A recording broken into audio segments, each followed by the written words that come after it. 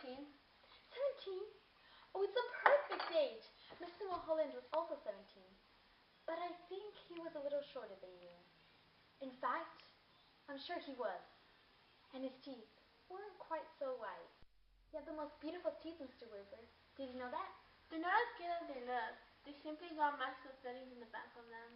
Mr. Temple, of course, was a little older. He was actually 28. And yet I never would have guessed that if he hadn't told me. There wasn't a blemish on his body.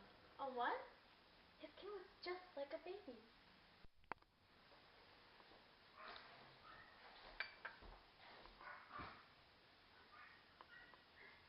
That parrot, you know something? When I saw it through the window, I could have sworn it was dead. It had me fooled. Well, that's no longer. It's most terribly clear the way it's been done. It doesn't look in the least bit dead. Who did it? I did. You did? Of course. And have you met my little Basil as well? Good gracious me. It must be the most difficult thing to do a thing like this. Not in the least. I stuff all my little pets when they pass away. Would you like more tea? No, thank you. You did sign the book, didn't you? Oh, yes, I did. That's good. Because later on, if I happen to forget what you were called, then I could always come down here and look it up. I still do that almost every day with Mr. Mulholland and Mr. Temple. Gregory Temple. Excuse my asking, but haven't there been any other guests here other than them in the past 2 years? No, my dear. Only you.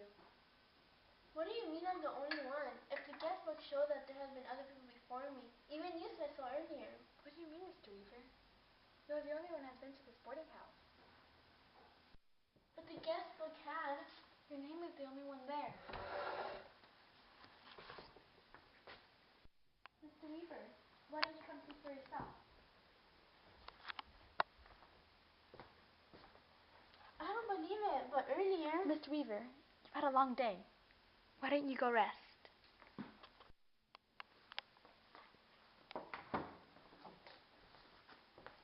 Good night, Mr. Wilkins. It's Mr. Weaver. Good night. Good night.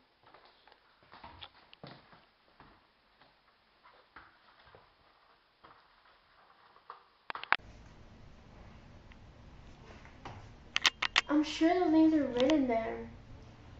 Maybe I shouldn't have stayed here. I remember she said that they were in the 4th floor.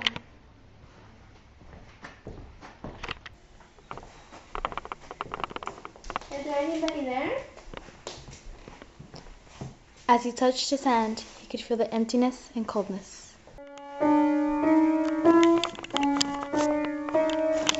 Goodbye, Mr. Weaver.